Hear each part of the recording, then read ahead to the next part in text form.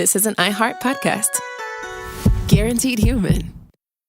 Support for the show comes from Public, the investing platform for those who take it seriously. On Public, you can build a multi-asset portfolio of stocks, bonds, options, crypto, and now generated assets, which allow you to turn any idea into an investable index with AI. It all starts with your prompt. From renewable energy companies with high free cash flow to semiconductor suppliers growing revenue over 20% year over year, you can literally type any prompt and put the AI to work. It screens thousands of stocks, builds a one-of-a-kind index, and lets you backtest it against the S&P 500. Then you can invest in a few clicks. Generated assets are like ETFs with infinite possibilities, completely customizable and based on your thesis, not someone else's. Go to public.com/podcast and earn an uncapped 1% bonus when you transfer your portfolio. That's public.com/podcast. Paid for by Public Investing. Brokerage services by Open to the Public Investing Inc. Member FINRA and SIPC. Advisory services by Public Advisors LLC, SEC registered advisor. Generated assets is an interactive analysis tool. Output is for informational purposes only and is not an investment recommendation or advice. Complete disclosures available at public.com/disclosures.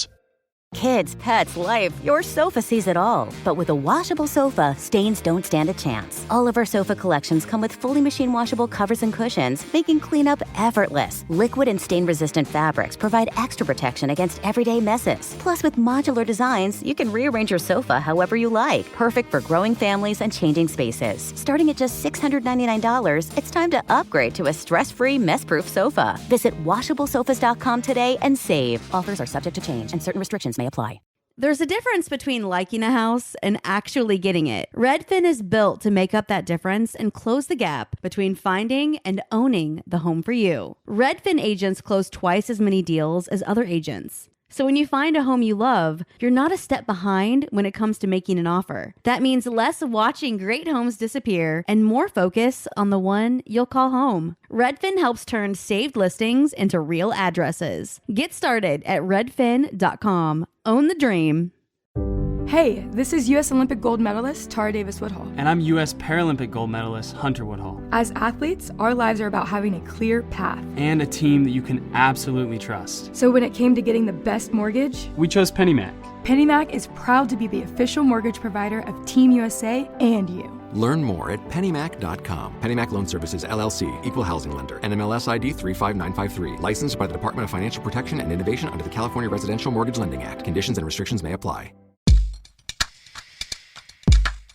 What's lubing my slippin' slides? I'm Robert Evans. This is Behind the Bastards, the show where every week I talk about a new terrible person and try a new terrible introduction to try and get a reaction from my guests. Caitlin Durante, how are you feeling about that one? Who's lubing up your slip and slide? Is that what you said? Yeah.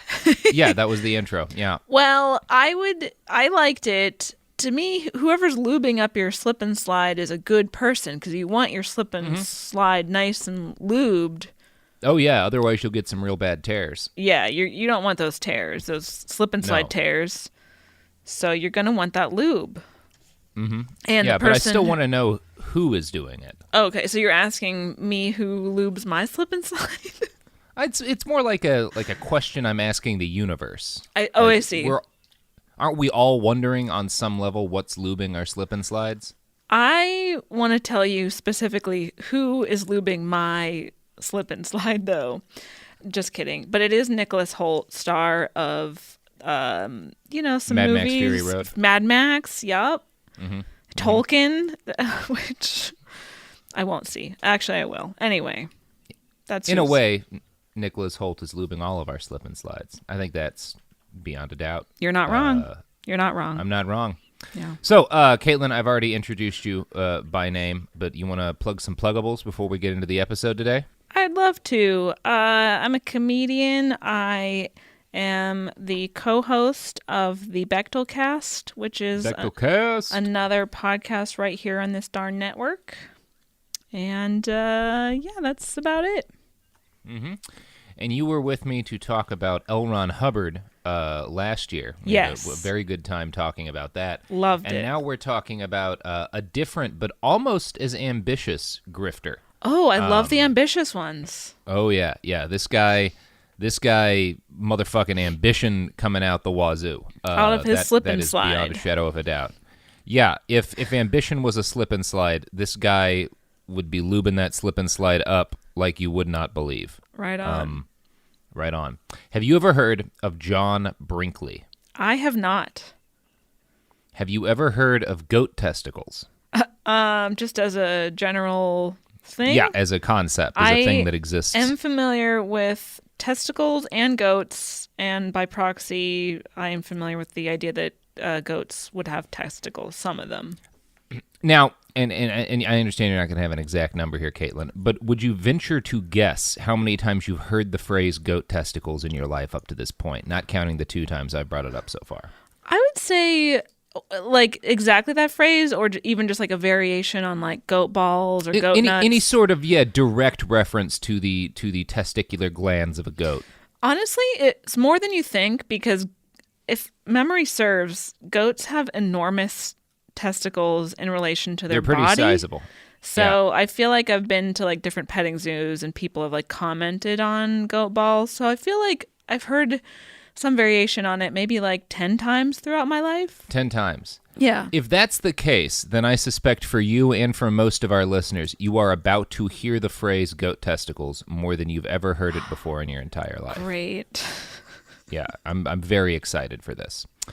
John Romulus Brinkley came into this world on July 8th in the year of our Lord, 1885. His father, John Richard Brinkley, was a former medic in the Confederate Army.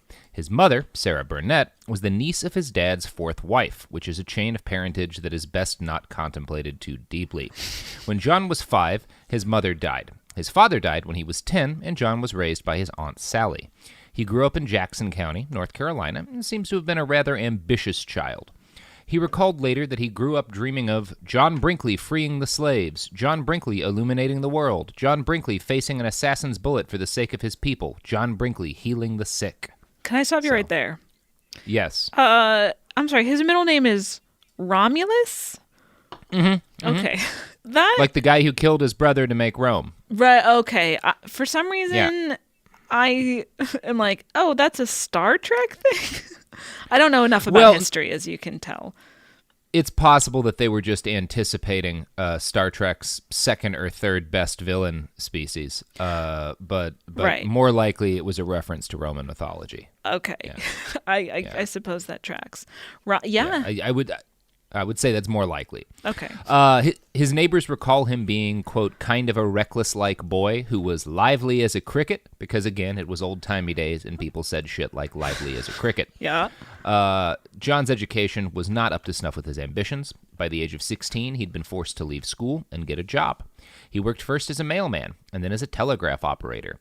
This job moved him to New York and then to New Jersey. It seemed like he was on the path for a decent middle-class life, but then, at age 21, his Aunt Mom Sally died, and he was forced to return to Jackson County to settle her affairs. Uh-huh. Well, mm-hmm. His Aunt Mom, right? Yeah, I mean his aunt who raised him. So, yeah. Oh, okay. She's his Aunt Mom.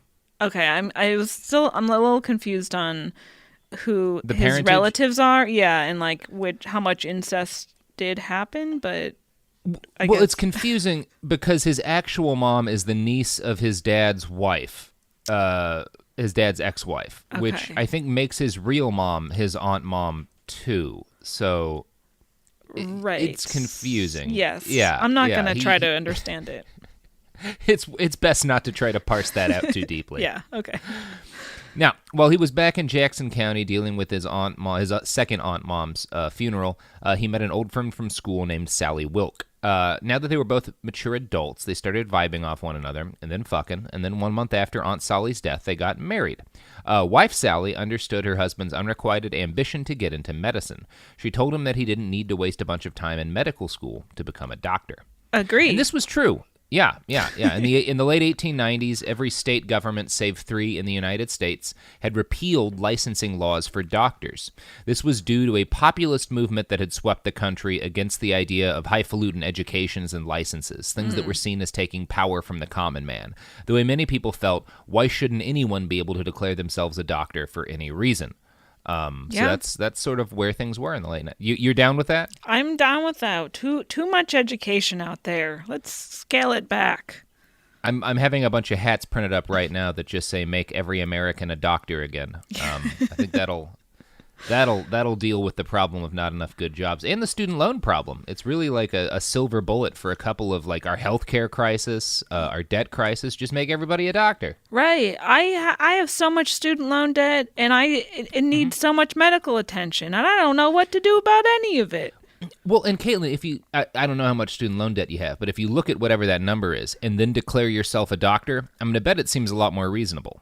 That's true, because if I have the income of a doctor, that, $70,000 that I owe, that's pocket change for a doctor. That's probably nothing. Yeah. A shitty doctor will make twice that in a year. Yeah. See, this is a solid plan. Yes. Anyway, at around this point in the late 1890s, a teacher named Lemuel Shattuck was asked by the Massachusetts state legislature to carry out a survey of the state's sanitary and medical facilities during this period. His summary of the state of Massachusetts sanitary facilities is pretty accurate for sort of the state of medical education in most of the U.S. at the time. Quote, anyone, male or female, learned or ignorant, an honest man or a knave, can assume the name of physician and practice upon anyone, to cure or to kill, as either may happen, without accountability. It's a free country. Wait, to cure or to kill? Yeah. Okay. Good. So doctors should be killing people, is what they're saying. Doctors shouldn't be held to a high standard of not killing people. They should be able to do whatever they want because anyone should be a doctor. Yes. This is a real thing that was a popular line of thought in America at the time. Good. Okay. Now, John Brinkley, pretty presently with his new wife's advice, became Dr. John Brinkley. Now, he was not a doctor, obviously, in any like licensed sense of the word. Sure. But he started traveling around and acting as what was known as a Quaker doctor. This was sort of a meme in America at this point, and I'm going to quote from the book Charlatan by Pope Brock to explain what exactly was going on there. Okay. Quote, there was a set pattern to most Quaker doctor shows. First, a fiddler or a dancer got the crowd warmed up. A short morality play followed, in which a noble head of house or ringleted female died pathetically for lack of a miracle tonic, identified by name. Finally, the physician himself, Brinkley, shot on stage in a dinner plate hat, cutaway coat, and pious pants that buttoned up the sides. Theeing and thouing, singing and selling, waving a bottle of Ayer's cathartic pills, or maybe Burdock blood bitters, or Aunt Fanny's worm candy. One thing was for sure. Whatever it was cured whatever you had. So okay, wait. So you've got a warm-up comic, you've got a feature, and you've got a headliner.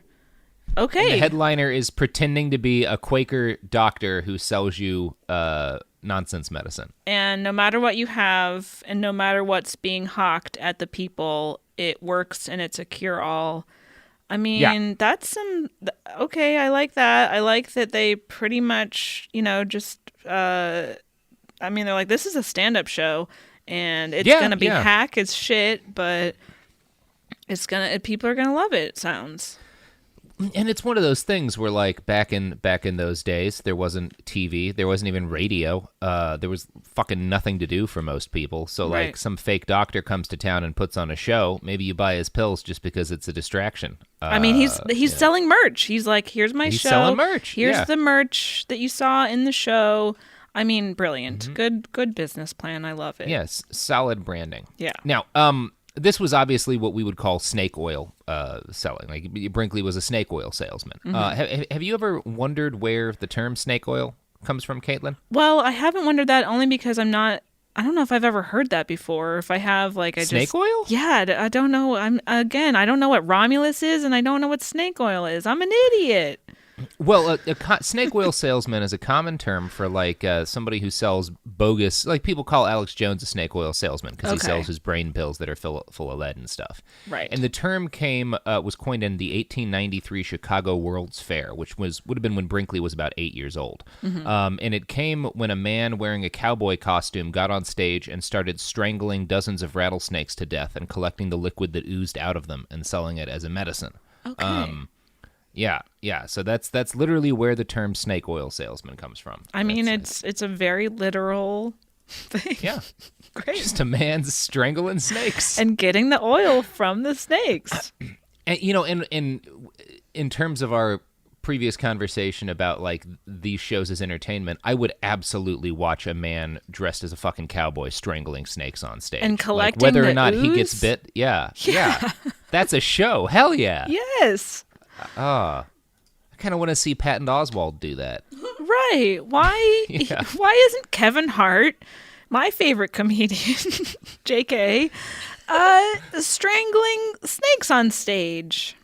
Well, and the great thing about most stand-up comedians is that I wouldn't really care if they or the snakes won. Like, either way, I'm gonna get a good show. Exactly. Yeah. Most Carrot Top. Right. Most comedians probably should get bitten a little bit by a snake. Couple of including me. rattlesnakes. I need to, to get in check, I need to be bitten by a snake. Now, Caitlin, how many rattlesnakes do you think you could throttle if your career was on the line? Sophie is helping me out and saying 4. I agree. 4? Yeah, that's a pretty good number of snakes. Yeah, I think so. Yeah, I think that's solid. I think Sophie has a lot of confidence in you. Thank you, Sophie. Or at least in your wrists, because as I understand it, throttling rattlesnakes is really wrist work more than anything. I have a very firm grip, I think. Yeah. So yeah, I've noticed that. That's a big thing about me. Yeah. Mm-hmm. So, for months, Sally and John Brinkley toured around pretending to be a Quaker doctor and his wife selling nonsense medicine from a wagon. This worked for a while, but it eventually turned out that he and Sally didn't really like one another. They split up, not even bothering to divorce, and he headed off to pursue his medical ambitions in a more serious fashion. He enrolled at the Bennett Medical College of Chicago and then the Eclectic Medical University of Kansas City. Oh, so he did decide to go to medical school. Well, sort of. He went to things that had names that made them sound like medical schools, Caitlin. Oh, I see. So these aren't accredited universities. No, these are in no way accredited universities. Okay, got it. Yeah, and he didn't get full degrees from these non-accredited universities anyway. He got a $25 loan from a loan shark that he never managed to repay, and eventually he skipped town before finishing school. Good for him. Yeah. He did get like a sort of undergraduate certification, I guess you'd call it, but again, it was unaccredited. Now, in a little bit of fairness to John Brinkley, at this point in time in history, medicine wasn't really a thing in the way it is today. So eclectic medicine is what we'd call like naturopathy now. It's using like herbs and poultices and like waving sticks around and chanting and stuff. Like it incurred all of that stuff. But this was 1908, so like the real doctors were pouring mercury in people and bleeding them to death. Yes. So there were actually situations in which a doctor with Brinkley's training would probably do better work on you than a real doctor, because eclectic doctors didn't bleed people or feed them mercury. So he's going to be beyond the point of being fair to at a certain point. But up to this state, like, he's not necessarily a hack and a fraud, because medicine is kind of nonsense. So him being a bad doctor actually makes him a better doctor than the real doctors? Like, him being fake, is that? Yeah. Okay. It's kind of that, like, if you're most of medicine was wrong at this point. Yes. And if you're wrong in a way to which you're not filling people's bodies with mercury and radium, then you're better for them. And like there are some like herbs and stuff that have actual medicinal potential. So like there were some eclectic doctors. Yeah, smoking that. It is still legal at this point. So yeah. So about 4% of doctors in this period were eclectics. Of course, Brinkley was not one of them because he didn't graduate. But he did get an undergraduate degree that qualified him to practice medicine in a couple of states. Okay. And, you know, while he was sort of bumming around St. Louis drinking heavily, he met a one-armed man named James Crawford, and the two decided to open what was essentially a fake medical practice together. Okay. Crawford decided to go by the name Dr. Burke, and Brinkley went by the name Dr. Blakely. They called their operation the Greenville Electro-Medical Doctors. Now, I just was trying to be fair to eclectic medicine by talking about how it could be more reasonable than real medicine at that point in time in history. This is the point at which we get past them being reasonable. Okay, got it. Because 1908 is a period in which electricity is still new and exciting. And like every new technology, people assumed that because it was shiny and different, it must confer incredible health benefits. Sure. So electric medicine was kind of a fad at this point. People would, like fake doctors would sell electric ointments, electric toothbrushes, electric tinctures, electric food, electric corsets. just by shocking someone with electricity, you could claim to be curing them. And most people would be surprised enough by the sensation that they just sort of go along with it. Sure. According to the book Charlatan, quote, Dr. Burke asked a few questions, made a few notes, and put out his palm for $25, a massive sum. From there, the client passed into the treatment room, where Dr. Blakely spent the morning injecting colored water into rear ends. If anyone asked, he said it was electric medicine from Germany. Into people's rear ends? Yeah, he's shooting dyed water into people's asses and telling them that it's electric German medicine. Okay, good. Is there actually... So is he also shooting electricity into people's asses? Or No, he's just lying and claiming it's electric water medicine. Okay, I think they probably have some like electric gizmos near the water so that people believe that it's electric medicine, but it's just ass water. It's just colored ass water. Okay, good. Okay. Yeah. So, this scam worked out for a while, but obviously shooting people's asses full of colored water did not cure any known problem aside from the dubious problem of not having enough colored water in your asshole. Brinkley and Crawford were eventually rightfully arrested for being frauds, and thus ended the saga of the Greenville electromedical doctors. Okay. Tale as old I as feel time. like, what do people get? What is that called? Colonic to like clean out your bum? Yeah. I wonder if maybe that like dyed water in people's asses was doing something like that. I don't know if colonics have any sort of medical benefits, but I just want to give him credit where credit's due, you know? Yeah, I mean, I think colonic would be a good example of like modern day snake oil, because while there are like certain situations in which like they can be helpful, they're kind of treated as cure-alls for problems. Right. I think it's the same thing as like electrocuting someone and it being a weird sensation, and so you assume something medical has happened. Right. I think a lot of people get stuff shot up their asses and are like, well, that feels weird. It must be doing something. Yes. And the placebo effect kind of does the rest. Yeah. I was gonna make a pun like the ass-SIBO effect, but I don't know if it was gonna work. But I said it anyway. SIBO. Yeah, I think that's one of those jokes that works better written than spoken. Yes. Yeah, but that's a good one. Well, we That's tried. a good one. We tried. Now, after getting out of jail, not a Dr. Brinkley met a girl named Minnie. She would prove to be the love of his life, mainly because she was exactly as down with his dreams of pretending to be a doctor as he was. For 3 years, the couple wandered around Kansas and Arkansas, with Brinkley working as a traveling doctor and Minnie acting as his assistant. He eventually made enough money at this to buy a diploma, which made his claims to actually be a doctor more credible. On May 7th, 1915, the eclectic Medical University of Kansas City gave him the validation he'd always craved. This MD cost Brinkley $100 and gave him the right to practice medicine in 8 states. So he immediately set up shop in Arkansas, working as a rural doctor. His big strategy was to rent a horse and charge out of town numerous times, as if he was constantly on important emergency calls, saving lives. This particular grift did not work out, and he and Minnie had to leave. So we're at the low point in our hero's journey right now. But you know what can be the high point in your hero's journey, listener? And you as well, Caitlin. Yes. Is the fine products and or services that advertise on our show, which that aren't certainly snake oil. that aren't going to be snake oil. No, we do not advertise for any companies that will shoot electric water up your ass. And if we did, I promise you, listener, it will be the best electric ass water that anybody serves. You know, we vet all ass-based businesses. Personally, I do. Personally, I personally absolutely. do that. Yes. It's critical. It's important. You can't advertise for ass-based medicine without putting your own ass on the line. Exactly. Yeah, I wouldn't be able to live with myself. So, products!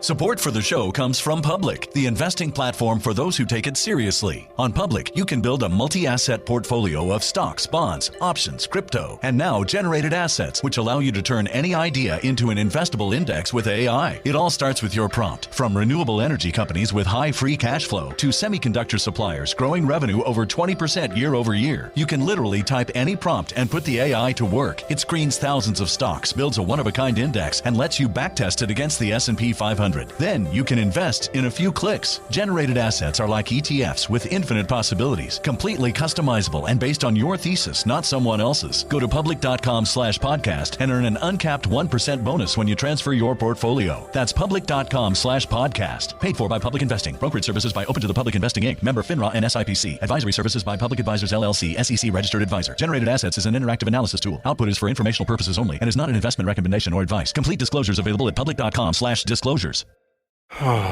Sink into affordable luxury. Anabay is the only machine washable sofa, inside and out. With stain-resistant slip covers and a cloud-like frame duvet, everything goes right in the wash. Plus, the modular design lets you change the look of your space anytime. Visit washablesofas.com to upgrade your home. Shop up to 60% off site-wide, with sofas starting at just $699 and a 30-day money-back guarantee. Shop now at washablesofas.com. Offers are subject to change, and certain restrictions may apply.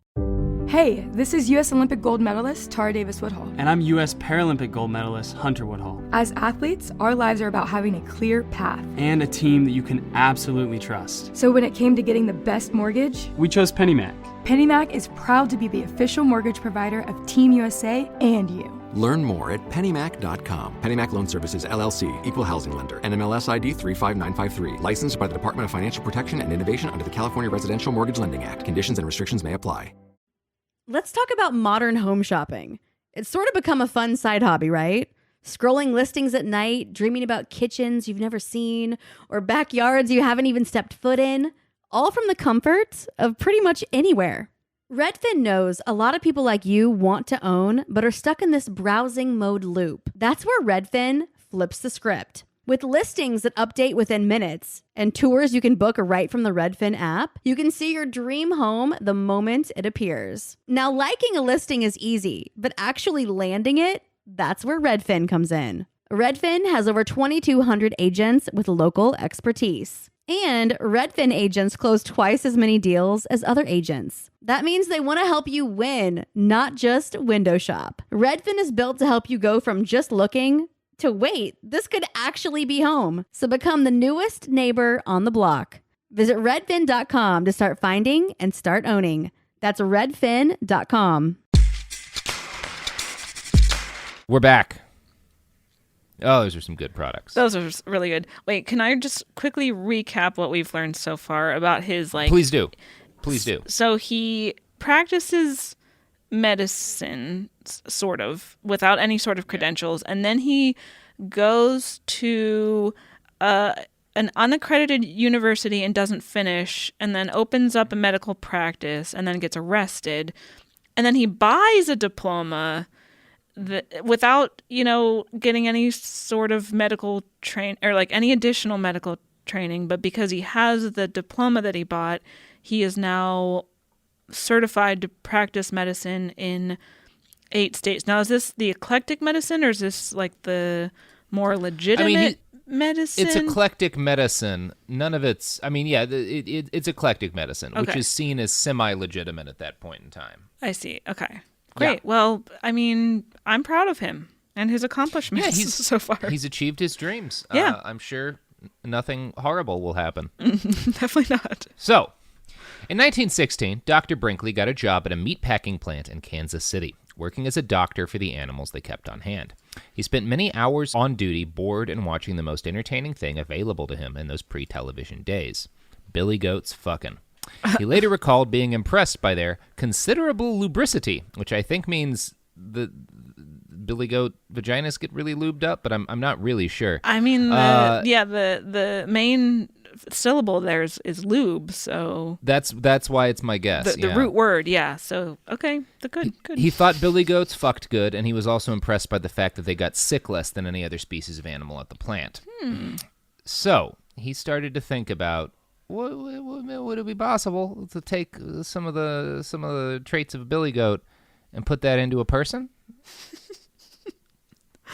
Okay. Now, can't wait to see where this is going. Further, yeah. It's important you understand the importance of what were called glands to cutting-edge medicine of the day. Mm-hmm. Now, glands were generally testicles from various species, including human beings. Mm-hmm. I'd like to read a quote from the website Quackwatch that sort of sums up the building science in this period of gland replacement. Okay. Charles Edward Brown Sicard, a noted French physiologist, had shocked the medical community by injecting himself with the crushed testicles of young dogs and guinea pigs. Afterwards, he claimed that he had regained the physical stamina and intellectual vigor of his youth. Many men availed themselves of Sicard's methods, but once the placebo effect was filtered out, little remained. In Vienna, physiologist Eugene Steineck proposed that youthful vitality could be restored by increasing levels of testosterone. The easiest way to do this, Steineck said, was through vasectomy. Sperm production wasted testosterone, and if the channel leading from the testes to the ejaculatory duct were tied off, then blood levels of testosterone would rise.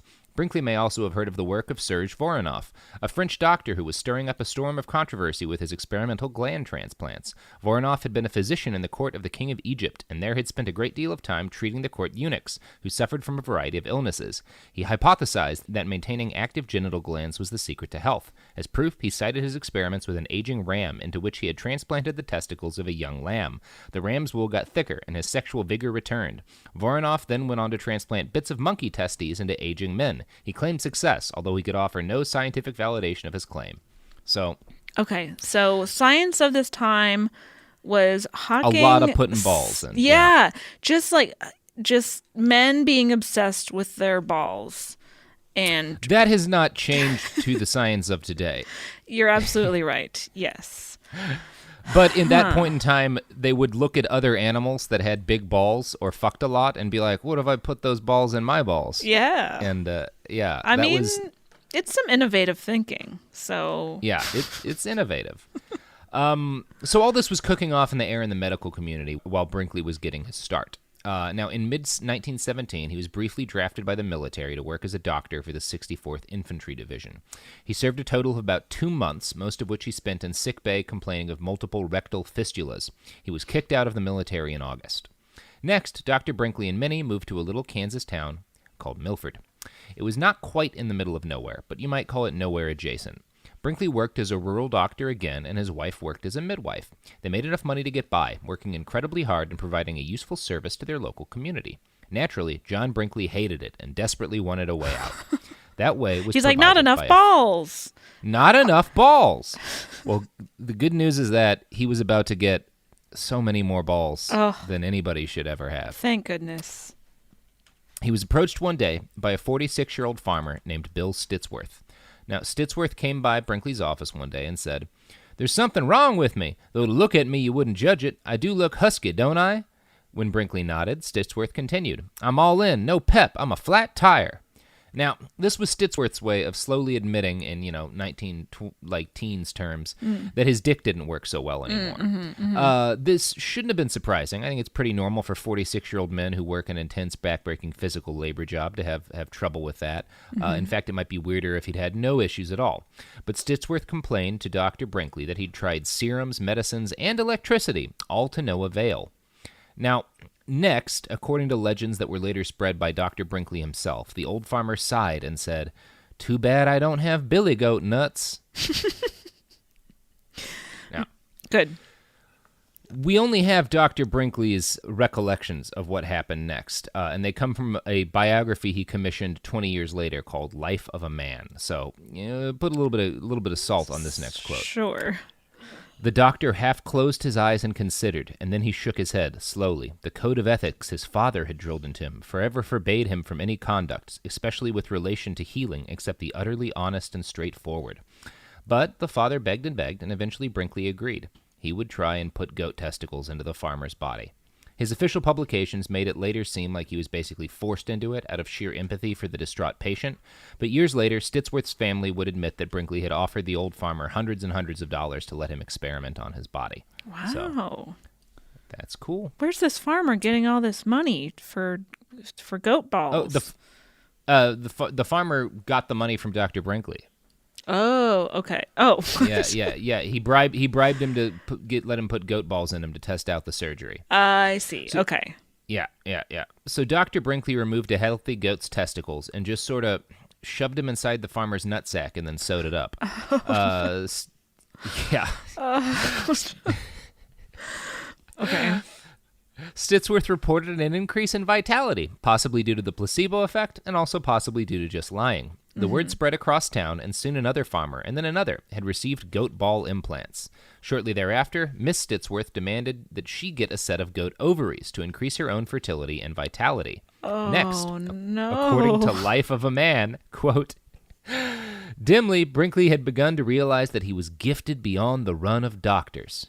So he realized that he was an unusually talented surgeon and an unusually brilliant thinker due to the incredible success of his goat testicle and ovary implants. Now, I don't know if you know this or not, but is he replacing the human testicles with the goat stuff, or he's just adding them in addition to what's already there?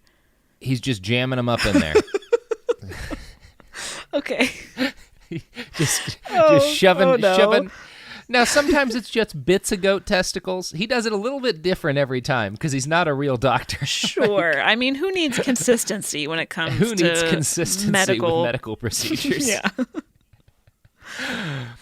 So he decided that someone with his sheer God-given talent could not limit themselves to the rules of the jealous sheep ethics of the American Medical Association and the other gradually professionalizing medical bodies of the era. Dr. Brinkley had developed an intense dislike of the AMA. Some of this may be due to the fact that a few weeks after his first goat ball implantation, he traveled to Chicago to take a refresher course on surgery. He failed the class. His teacher said that this was because of his attendance not being regular and because of his indulgence in alcohol. I admonished him to leave liquor alone and to concentrate on worthwhile endeavor and improve himself as a man and a physician, to which he replied, I have a scheme up my sleeve and the whole world will hear of it. Okay, so he's just like this drunk dude who's like... He's just a drunk guy putting balls in men. Loudly admitting that he's planning to scam everybody. And pretty successfully scamming everybody. Yeah. Yeah. All right. In August 1918, John Brinkley opened the Brinkley Institute of Health in Milford, Kansas. The growth of his clinic was massively aided by the fact that, months after his surgery, Stitsworth and his wife had a boy. They named him Billy. Oh, no. After Billy Goat? He became the first goat gland baby, and of course his very existence was credited to Dr. Brinkley's incredible science. More testimonials followed soon after the old farmer, and business then poured into Dr. Brinkley's clinic. He began charging $750 an operation. That's about $14,000 in modern money. Yeah. Obviously, yeah, it's expensive. It's like what you'd pay for major cosmetic surgery today, but it's just goat testicles. Right. Now, obviously, many of these implantations did not work. Some of them, I mean, none of them worked, but many of them had disastrous side effects. But it is kind of shocking how many people had goat testicle pieces put into their balls without anything terrible happening. The human body is incredible, is what I'm getting at. I mean, it's very resilient, yes. Yeah, yeah. Part of why so many people reported incredible benefits undoubtedly owes to the placebo effect. Some of it, though, was due to Dr. Brinkley's peculiar advertising brilliance. Here's Quackwatch again. All men needed the Brinkley operation, he declared, but the procedure was most suited to the intelligent and least suited to the stupid type. This, of course, ensured that few of his patients would admit they had not benefited from the operation. So he warned people before going in that, like, it doesn't work on dumb people. Wow. So it's kind of brilliant. So he's putting people in a position where they have to basically just lie and say, yeah, this is working out great for me. Huh. Okay. Love heavy gaslighting in medical procedures as well. I mean, he is the gaslightingest doctor I think I can imagine. All right. Oh man. I mean, so wait, another question. He's mostly doing this for he's putting testicles into men's ball sacks. But there was at least one case of a woman having goat ovaries. Cases. Okay, so there are. Okay, all right. So it's just that he did more balls than ovaries. I see, but he's maybe not equal, but like there's some. He definitely, he ovaries up a lot of ladies, and actually, spoilers, Caitlin. He's kind of a feminist icon, but we'll get to that in a little bit. Yeah. Love it. Feminist icon, goat ball Dr. John Brinkley. Great. Now, right as the greatest grift of Dr. Brinkley's life was kicking off, the great influenza epidemic hit. This is the nightmarish wave of disease that killed more people than World War I. It was a terrible nightmare, and completely counter to the rest of his life, Dr. Brinkley rose wonderfully to the situation. He was remembered by locals as being a wonderful doctor during this period who only lost a single patient to the flu epidemic and worked all around, offering people free care and whatnot to take care of the horribly ill people who were dying of the influenza. So this is like a singular moment in his career. Like for this one period of time, he was a real doctor. Okay.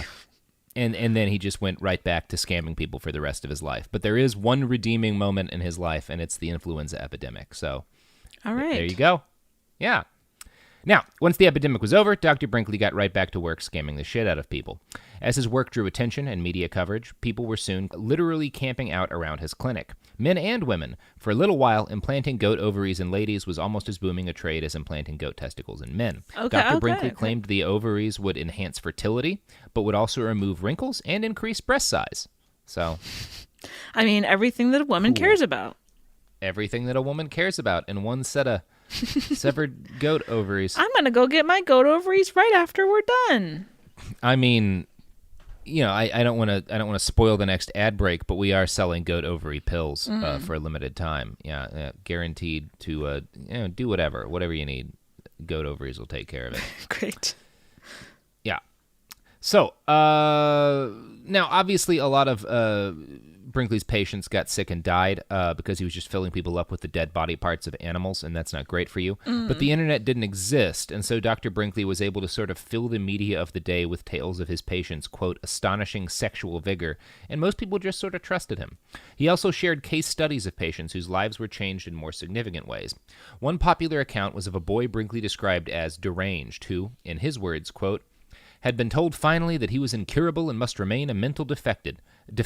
He had decided to commit suicide if I failed to remedy his condition. And 36 hours after the insertion of goat glands, this patient's temperature had risen to above 103 Fahrenheit, but became normal 24 hours later and has since remained so. His mind is gradually cleared. He looks and feels younger and is contemplating marriage. The hideous dreams and nightmares which had destroyed his sleep and rest all his past life have left him. My second case of insanity, caused this time by excessive masturbation, was a young bank clerk brought to me from a state institution. Following gland transplantation, his mind cleared completely, and he is now the head of a large banking institution. I mean, cool. Those are some ringing endorsements. Now, it's interesting to me that goat testicles can both increase your vitality and help you get erections to impregnate your wife and stop your excessive masturbation so that you can become a bank president. And also apparently cure mental illness and depression. Yeah.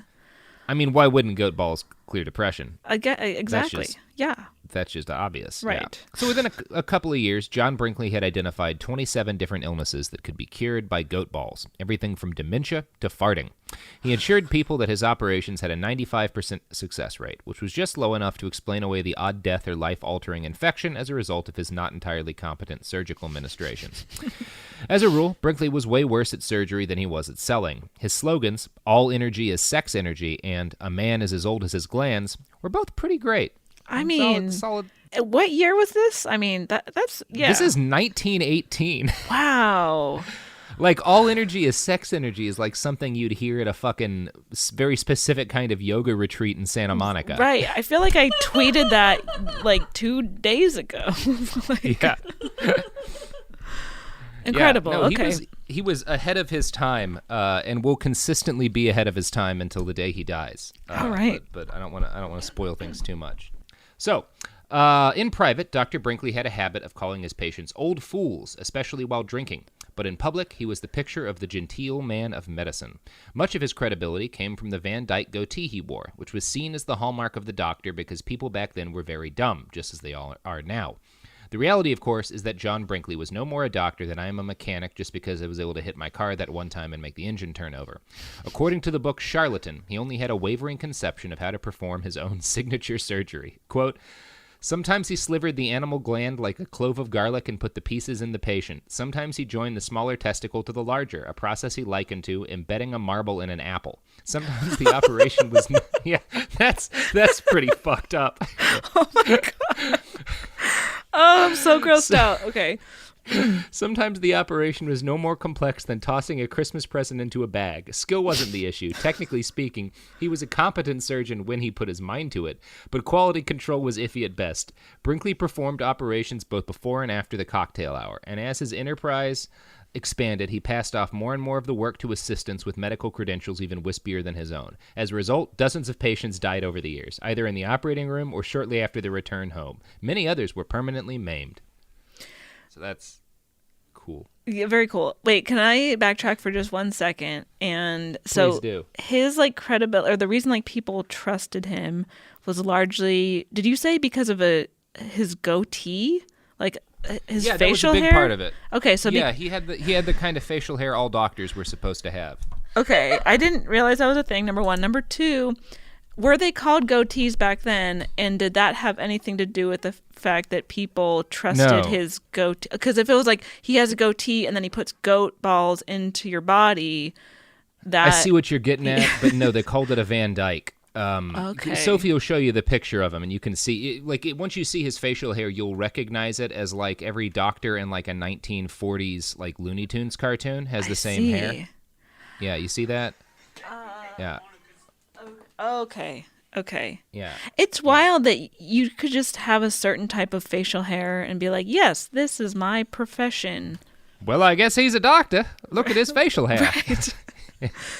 Oh, man. There was the world, we get down on the internet because of all the Nazis and the anti-vaccine lies and stuff. Right. But before the internet, being a doctor just meant having a goatee and a lab coat. So it's not like people have ever been very good at vetting reality. Yes, I suppose some progress has been made since then. Yeah. It's just been a consistently mixed bag. Yeah. Now, all right. Dr. Brinkley billed the purpose of his work as aiding hopeless couples in conceiving children. He slid articles into the local news with titles like, Dr. J.R. Brinkley swamped with letters from women craving halo of motherhood. And the reality is that a lot of desperate people did see him as something of a fertility messiah. At one point, he claimed to be able to even reverse hysterectomies by shoving goat ovaries inside ladies. But by the summer of 1920, he'd pretty much... But by the summer of 1920, he'd pretty much stopped performing surgery on female clients. It's debatable as to why. My suspicion would be that stuff like male vitality is easy to boost via the placebo effect alone, since erections are largely mental. So if you tell some guy he's got supercharged goat balls in his body, maybe he actually gets more erections. But you can't really trick women into having a uterus. The placebo effect doesn't go that far. Robert, think again, because I think you could trick me into thinking I had a uterus if I didn't, which I don't want my uterus. So actually that brings me to me trying to sell my uterus here on this. And then you can put it okay, hang on. What if there was a sick goat and you took out my uterus and gave it to the goat? I feel like based on everything we've learned so far, that would actually help the sick goat. You're thinking like a 1920s doctor, because right around this time, I think it was a French physician took a monkey's ovaries and put it in a woman just to see if he could make a monkey-human hybrid. Oh, no. Why would he want to do that? They were just trying anything. These were the throw everything at the wall days of medicine. Yeah. There were no rules. There was no, people tried to do everything because they just figured out, antibiotics, which is you come from the era when, getting... scraped by a wooden sliver on your way out to the barn is a death sentence, and antibiotics seem like fucking magic. So people are just anything's possible. They tried everything. So is all of this is really ridiculous, and the credible doctors of the day are all against Brinkley and say he's crazy, which we will talk about a lot more later. But people aren't quite as dumb as they would have been in another era to believe this stuff worked, just because a lot of medicine was fucking nonsense back then. Right. Yeah. Right. So, we will continue talking about Dr. John Brinkley and his nonsense medicine. But you know what's not nonsense, Caitlin? The products that we're about to tell you about? Well, you got it half right, but you forgot the services. And the services, yes. Yeah, you never want to forget the services. Yeah. A service without a product is like a product without a service. Exactly. Products!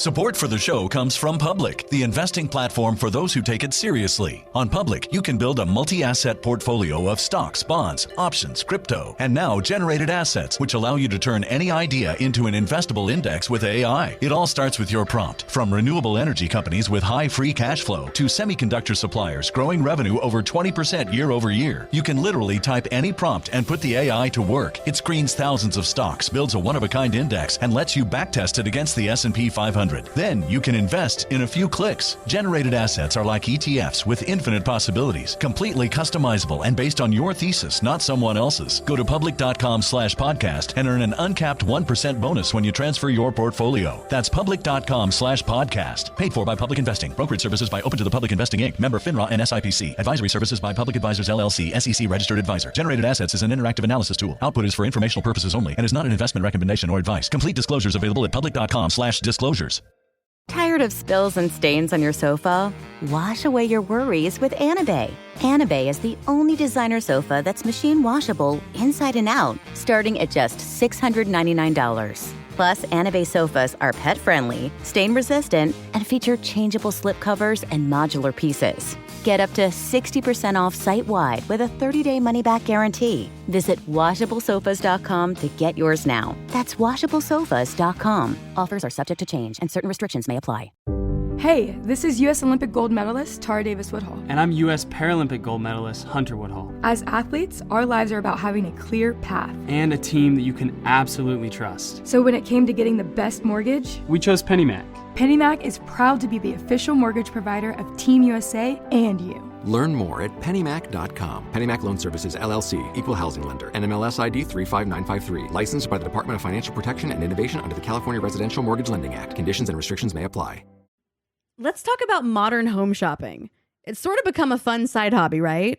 Scrolling listings at night, dreaming about kitchens you've never seen, or backyards you haven't even stepped foot in, all from the comfort of pretty much anywhere.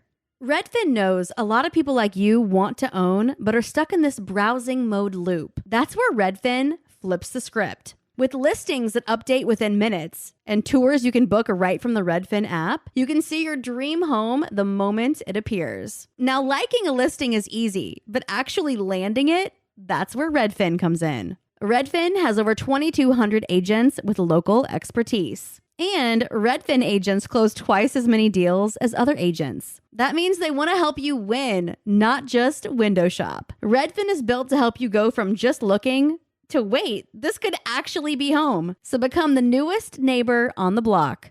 Visit redfin.com to start finding and start owning. That's redfin.com. We're back. Sophie just called me a nerd, which I don't appreciate.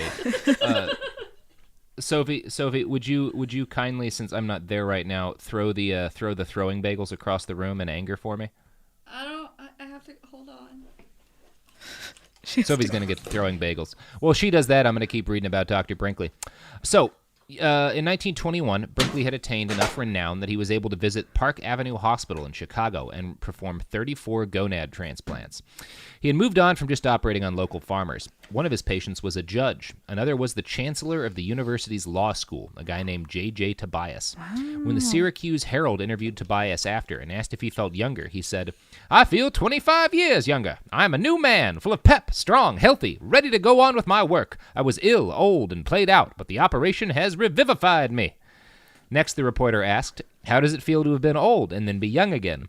"Glorious! It is so wonderful it is almost unbelievable. The public cannot appreciate what the operation means. There has been some levity over the news of gland operations, but they should be treated with the greatest respect and admiration." So this is how he moves on from, like, I'm going to give you erections with goat balls to I will literally make you younger with goat testicles. And, like, because people want to be younger so badly, a whole lot of distinguished men just buy right into it. Right. First of all, can I say that I love your old-timey voice. Thank you. I'm very proud of it. Yeah, you're doing a great job. Secondly, it's wild. I mean, I guess this isn't specific to men, but I guess because we're talking about, I mean, men are mostly his patients, but the lengths that men will go to just try to fuck better and have better balls and stuff. Like, yeah. It's amazing.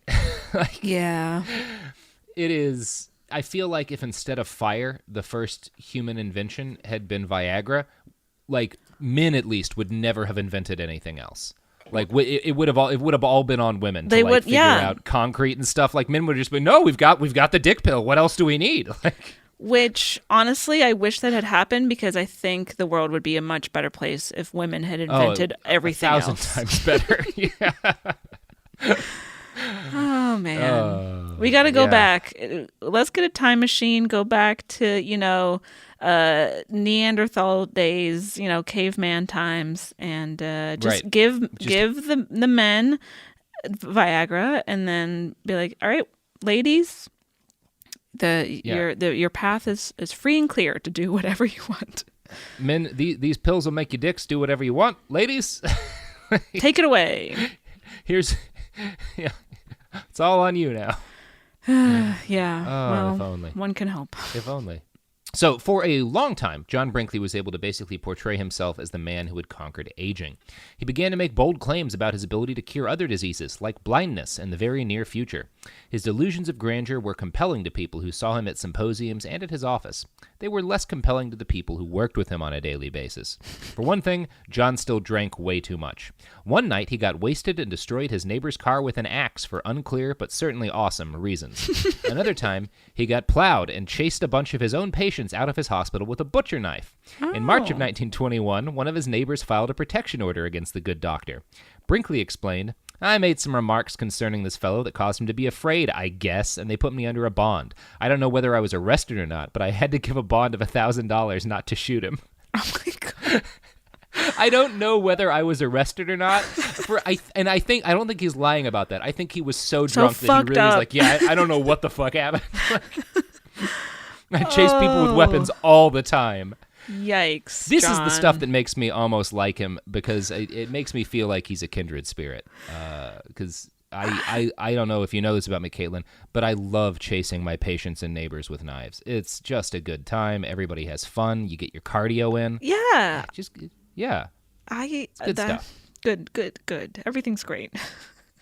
Anyway, there was a rumor that Dr. Brinkley's assistant, Dr. Osborne, who was one-eared because Dr. Brinkley had literally bitten the other ear off. Oh my God. It is entirely possible that this is the case. Like, a lot of people lost ears for random reasons back then, but yeah, he seems like he might have been an ear biter. It would not be the craziest thing he did. No. But no amount of bad behavior from Dr. Brinkley was enough to turn the town of Milford against him. The huge amount of money he brought in helped, and by the early 20s, he was performing 50 operations a month, which meant his clinic was bringing in $500,000 a year in 1920s money. Wow. That's roughly $7 million a year today. So he's doing well for himself. Yes. And a decent chunk of that money got reinvested back into Milford. He paid for new sidewalks, a new sewer, electric lights, a paved road to the railroad station, and a new bank. He tried to start a zoo and even bought the town a bear. Unfortunately, the bear was too loud and it kept Dr. Brinkley awake at night, so he shot it to death. Wait, okay. He bought the town a bear? He sure did. Just a bear to hang to start around. A zoo. Okay. And it was too loud, so he shot it a bunch. Oh my gosh. I'm just thinking of Paddington Bear, and anyway, that's not important. Okay, here's my real question. Where is he getting all of the goat balls? Goats. And in fact, patients could pick out, they had a pin of goats, and patients would pick out the goat they wanted their balls from. Okay. So it was like going to a nice, like one of those fancy steak restaurants where you get to like pick the animal. Right. You'd get to pick your goat. Or and like a lobster testicles. and a lobster. Okay. Yeah. So I understand that but goat instead balls. of a lobster, it's testicles. Yeah. So I understand that goat balls come from goats. I don't know who Romulus is, but I do know that much. But so is he breeding the goats? And how could he even breed them if he's taking all their balls away? And then also, like, that's so many goats. Yeah, I mean, he's buying a lot of goats. Okay. He's buying 50 goats a month or so, which is a sizable number of goats. And then just like castrating them, and then yeah. Do the goats? Do they live after that? Okay, he's eating the goats. The goat could stay alive without balls, but I assume they were eaten after that. I don't really know, though. There's not a lot been written about his goats. I want to know more about his goats. So I feel like because he's such a shitty surgeon and he is drunk all the time, he's probably just accidentally killing these goats when he's like castrating them or whatever. I'm going to guess he wasn't very careful with the goat. Definitely not. I feel so No, bad I'm for gonna all guess these that wasn't goats. a priority. Oh my, these poor goats. Yeah, the And goats the are poor definitely bear. a victim. And the bear is a victim. All of the people who got goat balls shoved into them, I would say they're Also victims too. yes. Yeah. I feel less bad for them than the bear, because the bear didn't do fucking anything. No. Like, neither did the goats. I just don't like goats as much as I like bears, and that's, I guess, racism on my part, but I'm fine with it. I mean, there's no Paddington goat, so I get it. There's no Paddington goat, and there's no goat on the California state flag. True. Mm-hmm. But baby goats are so cute, the way they jump around and yeah, they're hop. adorable. Yeah. Very cute animals. Now, anyway. I know what you're wondering at this point, Caitlin. Yes. What kind of goat did he get the testicles from? I do wonder that, because I don't really know the different types of goats. Well, he preferred to use Toggenburg goat balls Oh. because he thought they were better balls. One time he did have a set of patients from California who demanded that he put Angora goat testicles in them. I'm going to guess because Angora goats are used to make very fancy Sweaters. Yeah, and so they wanted the fanciest goats because they were Californians. Obviously. But apparently Angora goat testicles stank horribly and made the testicles of his customers stink horribly. So this was one of the issues that he encountered in his goat ball practice. Okay. Because I'm sure that's a bummer. their balls smelled fine otherwise without the Angora goat. Like, people aren't bathing every day back then. I'm certain their 1920s balls smelled wonderful before the goats. Yeah. Okay. So wait, what is the first type of goat you said? Toggenburg goats. Toggenburg. I've never heard of that type of goat. Well, now, Caitlin, if you're ever at a party and someone's like, hey, if I want to replace my testicles with goat testicles, what type of goat should I use? You'll know it's a Toggenburg. Yes. There's no other goat to replace your testicles with. And rest assured that every party I go to, that question is being asked. So. Oh, I know. We go to a lot of the same parties, and I'm usually shouting about goat testicles at any given one of them. Yes. Can confirm. Yeah. Mm-hmm. Now, the issues of patients occasionally demanding smelly goat testicles was minor compared to the major issue presented by real doctor Morris Fishbein. Now, Fishbein was the editor of the Journal of the American Medical Association, or JAMA, and Fishbein was like an actual doctor. The AMA at this point, they still did some stuff that we would consider quackery, sure. But they were trying to apply real science to medicine, so they were gradually learning what didn't work as opposed to just continuing to jam goat testicles in people for huge amounts of money. Anyway, according to Quackwatch, Fishbein, quote, called Brinkley a smooth-tongued charlatan and urged the authorities to revoke his right to practice. Brinkley's assertion that his procedure could cure conditions ranging from insanity to acne to influenza and high blood pressure amounted to quackery, Fishbein said. In response to this, Brinkley called the American Medical Association a meat cutters union and charged that its members were jealous of him because they were losing business. So, by 1922, John Brinkley had gotten rich enough selling quack nonsense remedies to make vain men feel younger that there was really only one place on earth for him to go next. Los Angeles. Obviously, yeah. Of course, yeah, that's where you go. There he met up with Harry Chandler, the owner of the Los Angeles Times. Chandler had invited him out to California in the first place to do a story on him.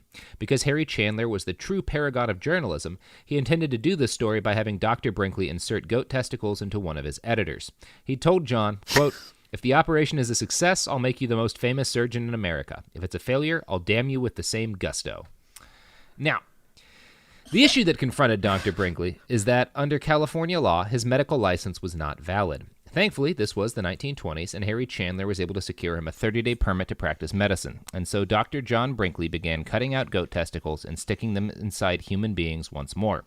He implanted new balls in Chandler's editor, in a U.S. Circuit Court judge, in several unnamed movie stars, and, according to rumor, even in Harry Chandler himself. Many of his patients gave his work rave reviews, as can be seen in the title of this 1922 LA Times article. New life in glands. Dr. Brinkley's patients here show improvement. Many victims of incurable diseases are cured. 1,200 operations. All are successful. Do you think, like, Charlie Chaplin and Buster Keaton have entirely possible goat balls in their bodies. I think so. Yeah. He even, I think he met Buster Keaton, and Buster Keaton made a movie in this time that referenced goat gland operations. Oh, really? It's entirely possible. Like, we know several movie stars, because it's like they're movie stars. If you tell them you can make them young again and fuck better. Exactly. Like, that's Hollywood's never changed. Like, wow. Like, if he came to town today and people believed this, like, fucking every famous guy in town would be, would be who else? Fatty Arbuckle, was that I feel like that was a guy from that era. I should know this. I have several film Fatty Arbuckle degrees. Was a guy in that era. This is before he crushed that woman to death accidentally. Well, that's probably not what happened. But that's what he got tarred for. Right. It seems like he kind of got screwed over on that one, and may have actually been a nice guy. I don't know. I don't know either. We'll do some research about it. Yeah, I did. We talk about it in the episode about the Nazis in Hollywood. Speaking of which, Nazis do come into this story later. Uh-oh. Yeah, it's going to be fun. Now, after performing $40,000 worth of operations, John Brinkley hit upon the idea of expanding his practice. He decided to open a new clinic in Ensenada, California.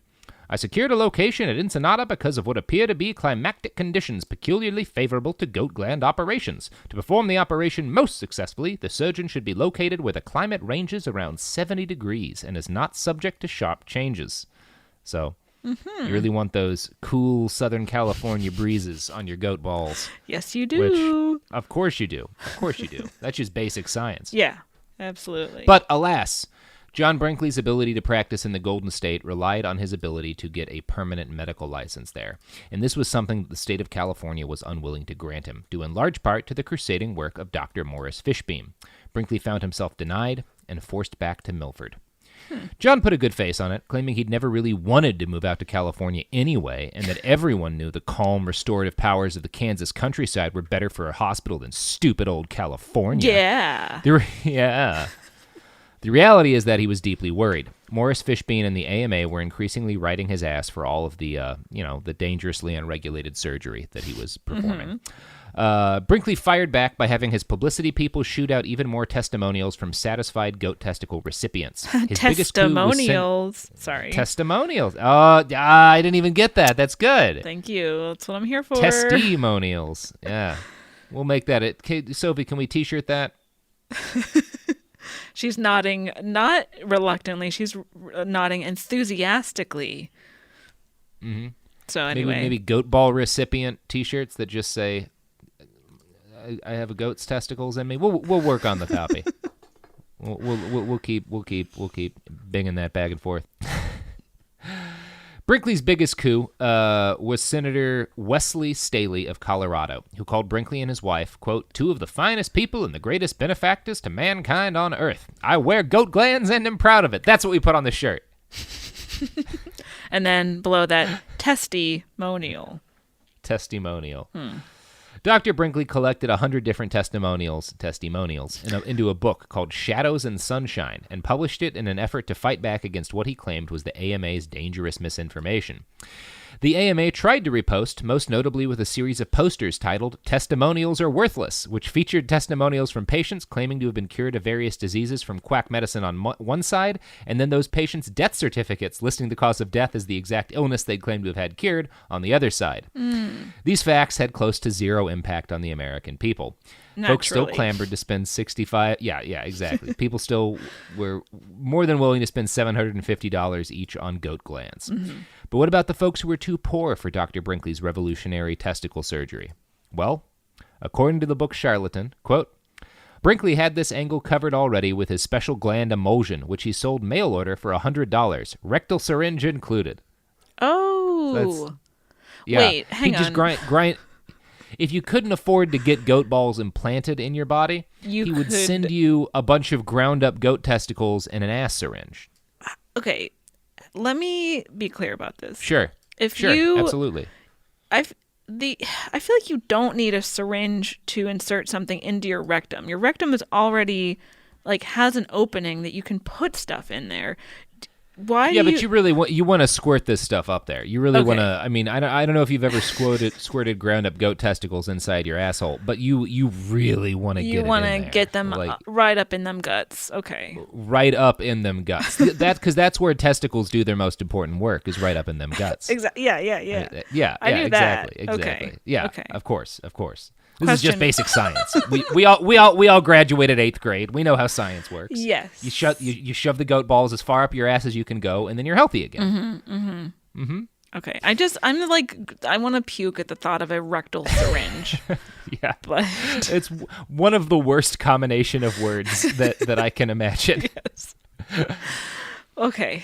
I'm ready. Of course, to go on. People imitated Dr. Brinkley's goat gland products.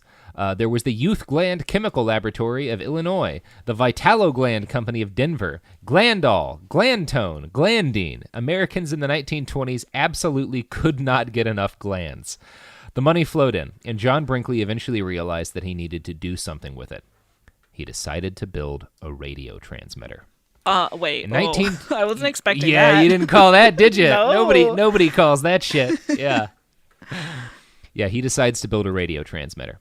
In 1923, he got his first broadcasting license and started construction of a massive transmitting tower, one of the very first in the American Midwest.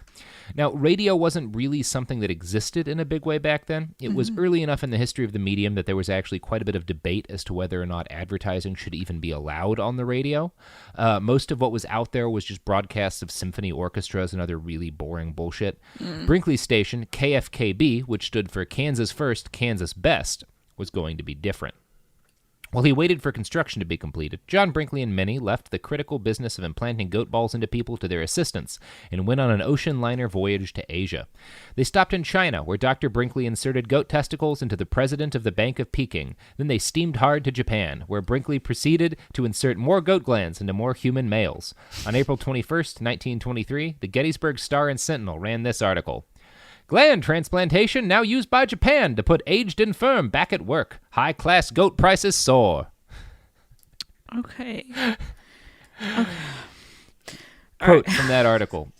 Goat gland transplantation has been made compulsory in Japan by the government in order to rejuvenate aged charity patients. Within the past few months, more than 2,000 of these inmates have undergone the operation and are all again earning their own living.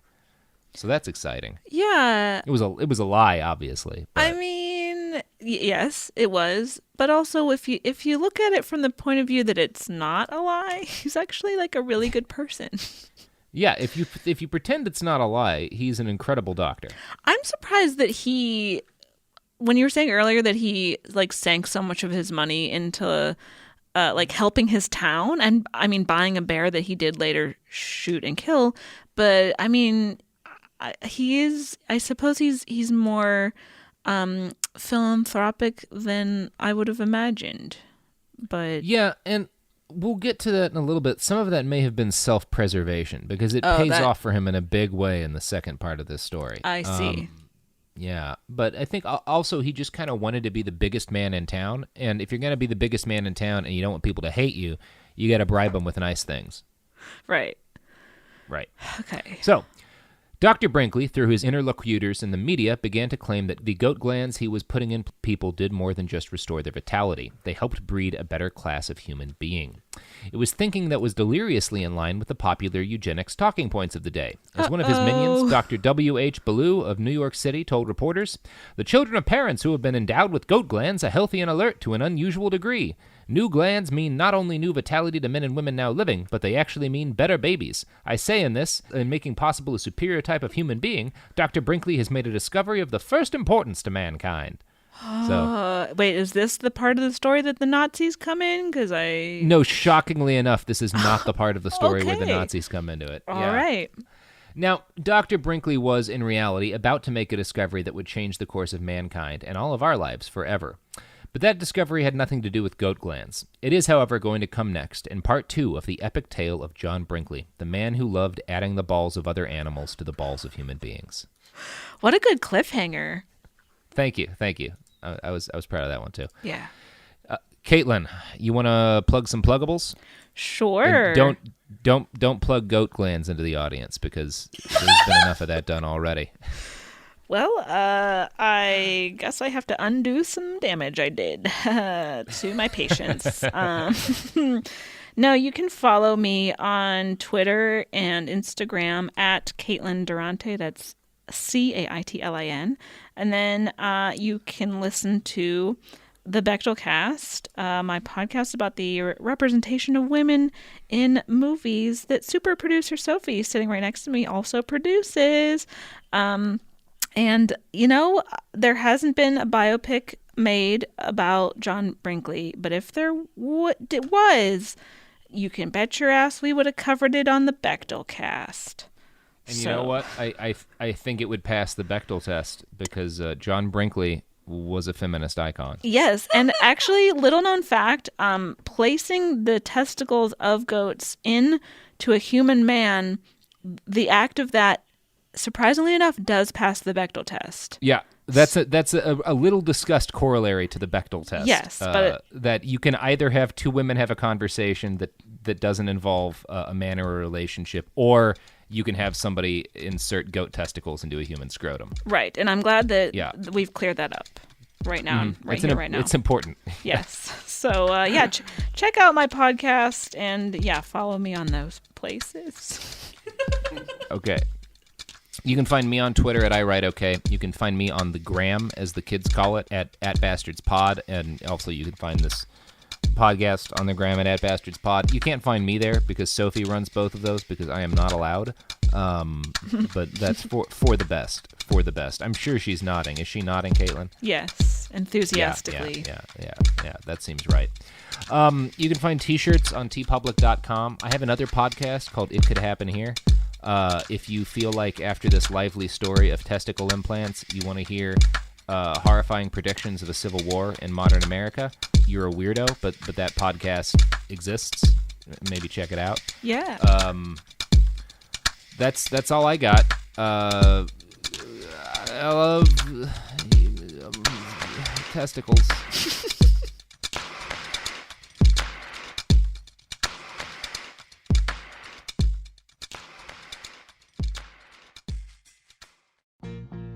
Life gets messy. Spills, stains, pet accidents, and kid chaos. But with Anabay, cleaning up is easy. Our sofas are fully machine washable, inside and out, so you never have to stress about messes again. Made with liquid and stain-resistant fabrics, that means fewer stains and more peace of mind. Designed for real life, our sofas feature changeable fabric covers, allowing you to refresh your style anytime. Need flexibility? Our modular design lets you rearrange your sofa effortlessly. Perfect for cozy apartments or spacious homes. Plus, they're earth-friendly and built to last. That's why over 200,000 happy customers have made the switch. Upgrade your space today. Sofas start at just $699. Visit washablesofas.com now and bring home a sofa made for life. That's washablesofas.com. Offers are subject to change and certain restrictions may apply. You're listening to a podcast, so you're doing something else too, like maybe scrolling home listings on Redfin, saving places you like without thinking you'll get them, because that's what house hunting has become. But Redfin isn't built for endless browsing. It's built to help you find and own a home. Redfin agents close twice as many deals as other agents, which means when you find a place you love, you've got a real shot at getting it. Redfin helps turn saved listings into real addresses. Get started at redfin.com. Own the dream. This is Bethany Frankel from Just Be with Bethany Frankel. Let me be blunt. Most dog food is junk. It just is. And I'm not feeding junk to Biggie and Smalls. That is why they eat Just Food for Dogs. It's real, 100% human-grade food with ingredients I actually recognize, not mystery pellets pretending to be healthy. And once I switched, the difference was obvious. Better digestion, better skin, more energy, dogs who actually feel good instead of just surviving dinner. Here's the thing. You care about quality. You make an intentional choice to be healthy. So why are you gambling with your dog's health? So let's think about our furry babies. Go to justfoodfordogs.com right now and get 50% off your first box. No code, just try it. Because once you see the difference, you're not going back. This is Radhi Devlukia from A Really Good Cry. I absolutely love getting outside, whether it's a quick walk or a mindful few steps between meetings, or even a longer run to just clear my head.